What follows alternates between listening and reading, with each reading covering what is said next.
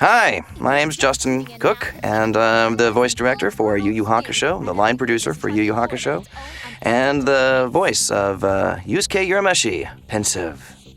And sitting here with me, we've got... Hi, I'm Bill Townsley, do the part of Elder Togura. And I'm Sean Michael Teague. I play the part of Koenma. And I'm Daniel Katsu Toya, who you just saw. Look out, Shards of Winter. Of course, you heard we had Sean Teague here, who does the voice of Koenma. Sean, how'd the whole role of Koenma land in your lap, my friend? You know, I was really nervous when I called Funimation. I found out that, lo and behold, Dragon Ball Z was made here in Fort Worth. And I got an audition, and I came in. I was so nervous. It was my first time to audition for a voice actor part. And I wanted the lead so bad. I wanted to play Yusuke Urameshi. I thought, he has the most lines. This would be great.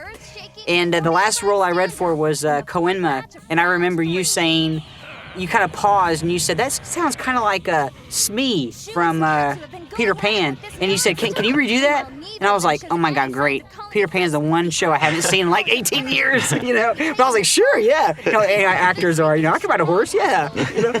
And it just went down like that, and then I got the call, and I think I fainted when I... Did you? Oh. First time. Well, Sean's always been incredible fun in the booth. Bill, talk about Elder Togura. How did that slam over to you? I believe I was casted earlier in the series. Was it like episode 8? Something like or Well, 22 was his first appearance. Well, that was his first appearance. I got to do Baldock before that. That's right. And it seemed like it was a high-pitched at the time. It was like a taste of what was to come when Elder Togura came around. And it was fun because it gave me the chance to try to be really creepy in the with the high pitch, and everybody seems like they like to hate him, I guess, because of his creepiness. But I think that brings me more fun. Do you remember the first line?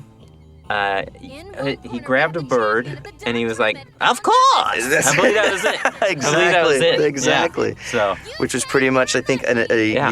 you listened to the Japanese guy and did Yeah, exactly. the same thing. It was Hey, fun. Daniel, the role of Toya. How's that worked out for you? Oh, it has worked out beautifully. Beautifully.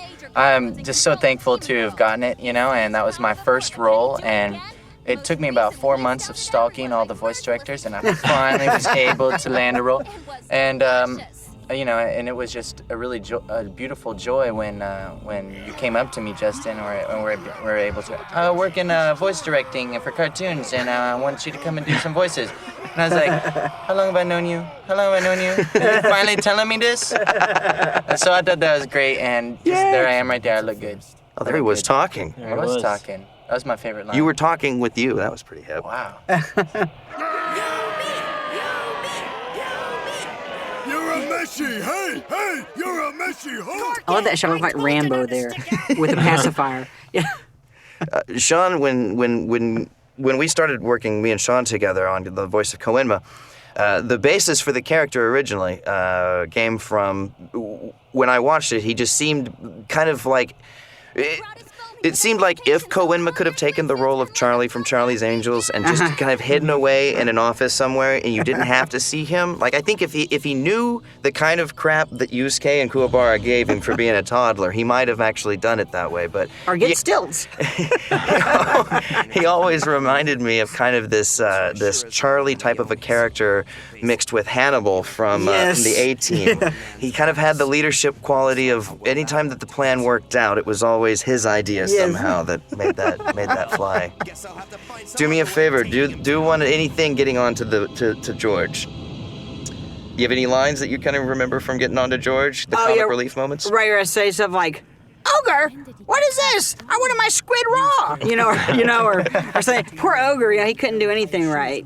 And now, what are about the differences between Koenma from his baby self to the adult self? What were the differences in the voice there? I gotta say that first, as an actor, I was so concerned when you told me that, Koenma, he's going to be appearing in his older form. I thought, great, as an actor, I'm out of a job. They're going to get someone else. And it was the coolest thing when you finally said, hey, I think your voice is high enough normally. I think it'll work.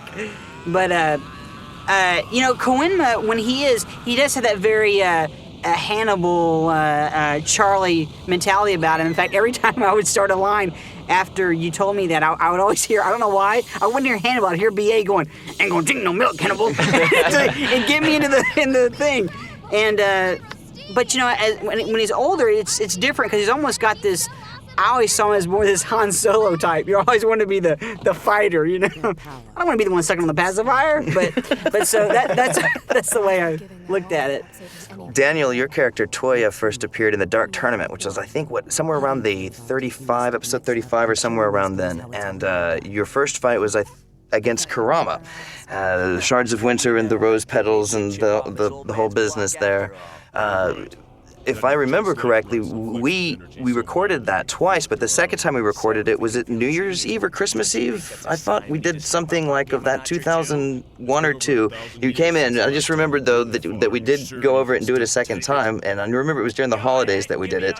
But I just was wondering, going over, remembering back, because since then, and just recently in this saga, you fought, and that fight and a lot of the lines that you did in that episode went really fast and smooth, and the first time, of course, it was, you know, we worked on it to get it tight. But did you feel a big difference between the two performances of Toya from his first time out and then his second time out? Oh, definitely. You know, because it was my first stepping into any cartoons at any time. You know, so I was very nervous. Have you recently been able to go back ever and watch those older episodes? Yeah. Have you? Yeah, and I'm pretty impressed. I'm pretty impressed. Good. I'm like, I think I did all right. The big speech about what you're going to do if you win the tournament, kind of a thing. I thought that was absolutely wonderful. Yeah, I cried. Those first appearances of Toya, I think, were just absolutely incredible. Bill on Toguro, when he comes back, when he first is in play, he's very much the minor character. Right, He's right. the sword, and then he moves on to the character of this. What kind of do you think? I mean, identify the personality of him during the Dark Tournament that you can think. I mean, you've got this egotistical character who won the tournament, evidently, as we find out, you know, Right, the 50 right. years previous. Right.